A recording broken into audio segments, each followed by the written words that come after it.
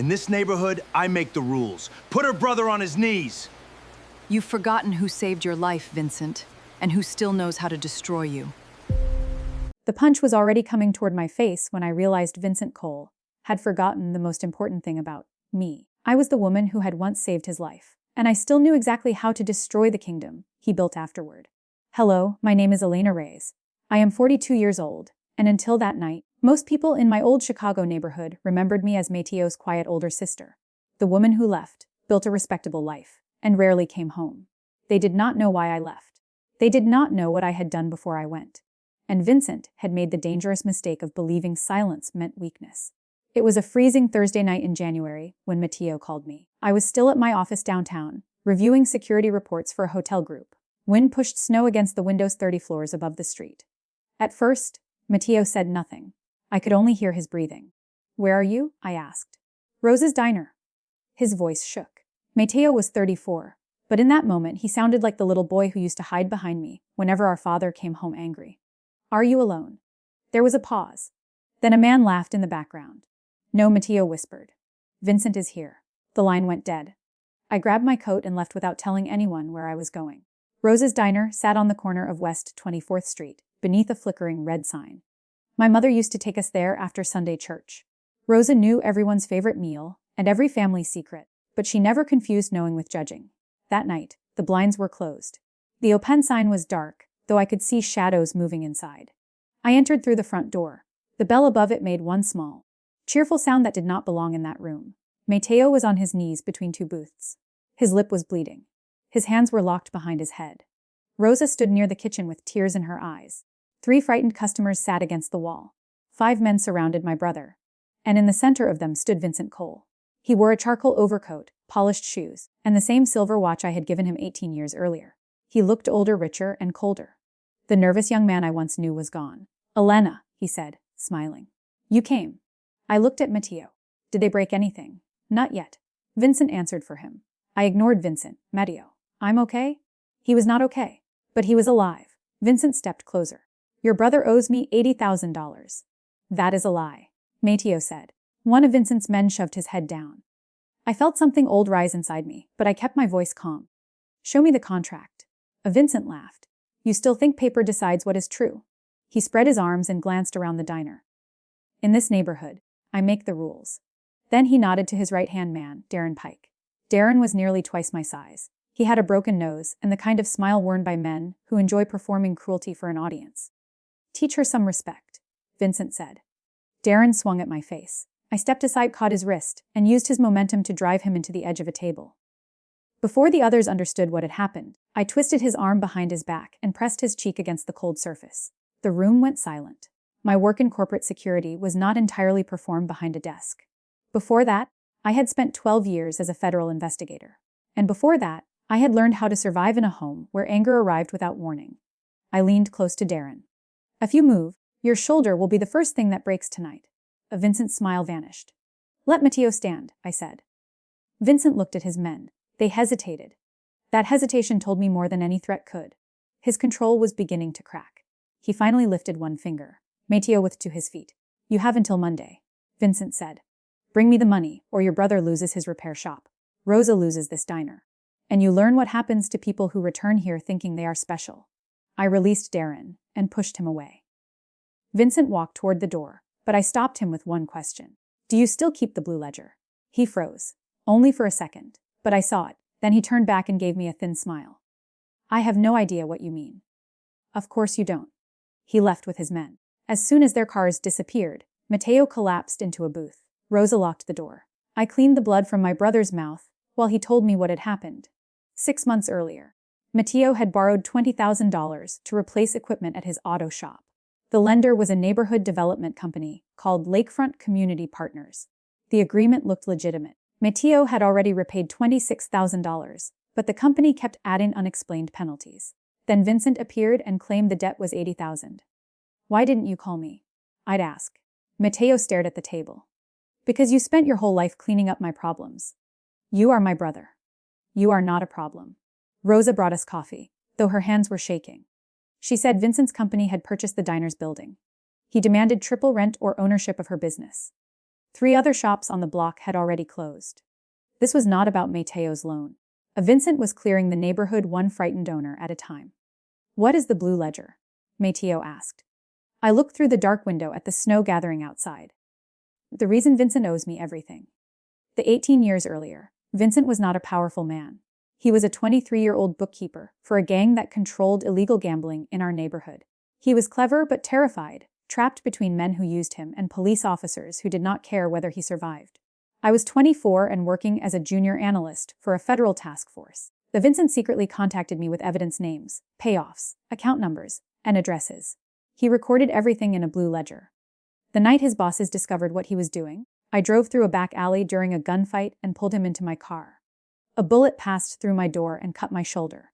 I hid Vincent for 3 days, arranged protection, and persuaded prosecutors to give him a second chance in exchange for testimony. He cried when I gave him that silver watch after the trial. "Your time belongs to you now?"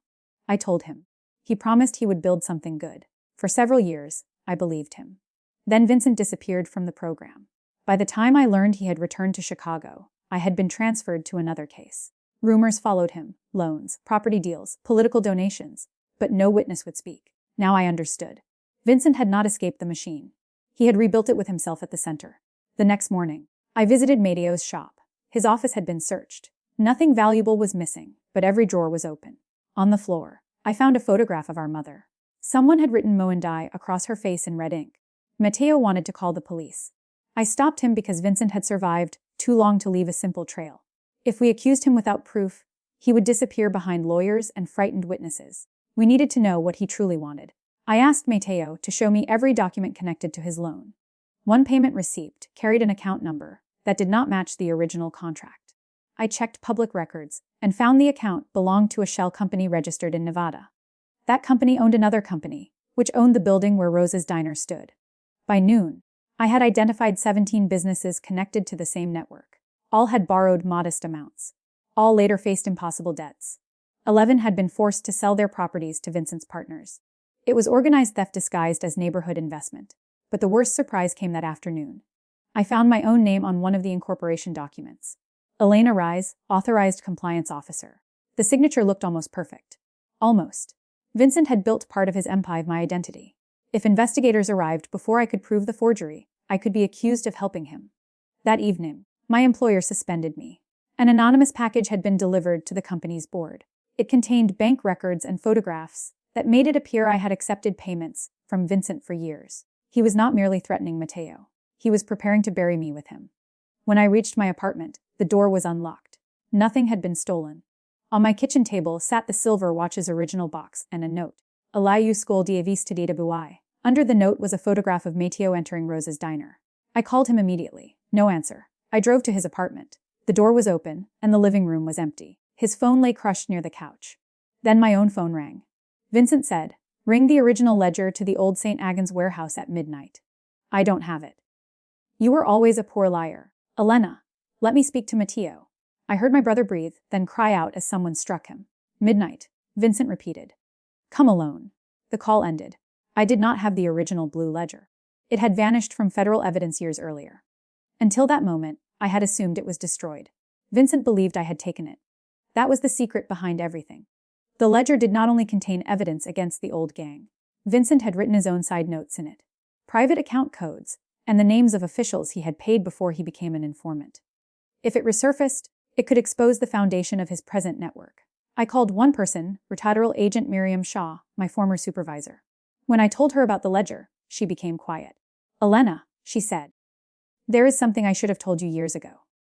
Miriam admitted she had removed the ledger before corruption inside our task force could make it disappear.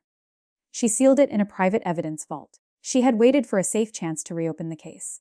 "Why didn't you trust me?" I asked. "Because your name appeared in Vincent's notes." My stomach tightened. Then she explained. Next to my name, Vincent had written one sentence. Seshi isthonl, oni I can out buai. For 18 years, I had wondered whether saving him had been my greatest mistake. Now I knew he had feared me from the beginning, not because I was violent, but because I remembered who he was before everyone else became afraid of him. Miriam contacted a small federal public corruption team outside Chicago. We made a plan. The original ledger would stay secure. I would bring Vincent a convincing copy fitted with a tracking device and an audio transmitter. At 11:45, I reached the abandoned St. Agnes warehouse. Snow blew through broken windows. Vincent stood beneath a hanging work light with Darren and 4 other men. Matteo sat tied to a chair.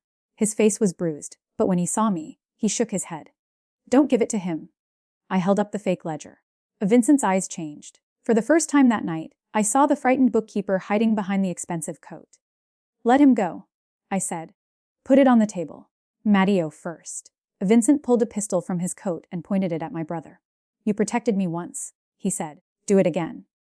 I protected a scared young man who wanted a second chance. "You killed that man yourself." His face hardened. Darren took the ledger from me and handed it to Vincent. Vincent flipped through several pages. Then he smiled. "You really did keep it." Those words were enough. He had acknowledged the ledger and his connection to it, but I needed more. "You used my signature," I said. "You framed me. I borrowed your reputation. People trust your name. And the businesses you stole." He shrugged. "People sign papers when they are desperate. That is not my fault. Matteo never owed you $80,000. No, but his shop sits on land worth $2 million. Rosa's corner is worth even more. By spring, the whole block will belong to me." Every word traveled through the transmitter. Then Darren noticed a tiny red light inside the ledger's spine. "Boss," he said. Vincent looked down. His expression changed. He threw the ledger across the room and fired at it. The shot echoed through the warehouse. At once, the lights went out. I dropped behind a steel column. Men shouted. Matteo kicked his chair sideways just as another shot struck the concrete behind him. I heard Darren rushing toward me. He grabbed my coat, but I drove my elbow into his ribs and pulled him off balance. He fell against a stack of wooden pallets. Red and blue lights flashed through the broken windows. "Federal agents," a voice thundered. "Drop your weapons." 3 of Vincent's men surrendered immediately. Darren tried to run and collided with officers entering through the side door. Vincent dragged Matteo from the chair and held the pistol against his neck. "Stay back," he shouted. I stepped into the open. "Look at me." "Vincent," he did. "You think this is my fault," I said. "It isn't. I gave you freedom. You chose what to do with it." His hand trembled. Matteo met my eyes. We had survived our childhood together. We knew how to speak without words. I glanced down. Matteo dropped his weight and turned. The gun moved away from his neck. I crossed the distance, struck Vincent's wrist, and sent the pistol sliding across the floor. Officers surrounded him. As they placed him in handcuffs, Vincent stared at me with disbelief. "I made this neighborhood," he said. Rosa's voice came from the warehouse entrance. "No," she said. "You only made it afraid." Behind her stood more than a dozen shop owners. When federal agents asked for witnesses, Rosa had called everyone Vincent had threatened. For years, each person thought they were alone. The moment they saw one another, his greatest weapon disappeared. Fear works best in isolation. By sunrise, investigators had search warrants for Vincent's office, home, and shell companies. They found forged contracts, illegal recordings, payoff schedules, and property deeds. The real Blue Ledger conned his old crimes to his new network. Darren accepted a deal and revealed where Vincent kept backup records. 2 city inspectors and a bank officer were arrested. The false evidence against me collapsed when experts matched the digital files to Vincent's accountant. My suspension was lifted, but I did not return to my old job immediately. Matteo needed surgery for a broken rib. I stayed with him at the hospital. "I'm sorry," he told me. I thought asking for help made me weak. "Asking the wrong person can make you vulnerable," I said. "Asking someone who loves you makes you human." Months later, Vincent pleaded guilty to racketeering, extortion, fraud, kidnapping, and weapons charges. His properties were seized. A restitution fund returned several buildings to the families and owners who had lost them. Rosa bought her diner for $1 through a community trust. Matteo repaired the damage to his shop and began offering paid apprenticeships to neighborhood teenagers. On the first warm evening of spring, Rosa reopened the diner. Every booth was full. Photographs of old customers covered the walls. Laughter filled the room where my brother had once been forced onto his knees. Rosa placed a small box beside my plate. Inside was the silver watch. Investigators had returned it after Vincent's arrest. I stared at it for a long time. 18 years earlier, I had given it to a young man because I believed everyone deserved a chance to choose a better life. Matteo asked, "What are you going to do with it?" I walked outside and found a boy from Matteo's apprenticeship program sweeping the sidewalk. His name was Louis. He worked after school and saved every dollar to help his mother. I placed the watch in his hand. "Why me?" he asked. "Because time is a gift," I said, "and what you build with it is your choice." Through the diner window, I saw my brother smiling. I finally understood that saving Vincent had not been my mistake. Believing I was responsible for every choice he made afterward had been the mistake. I had protected him once because that was who I was. I stopped him years later for the very same reason. Vincent claimed he made the rules because he had made everyone afraid. But that night, our neighborhood remembered a rule older and stronger than fear. No tyrant is powerful once the people he forced to kneel decide to stand together.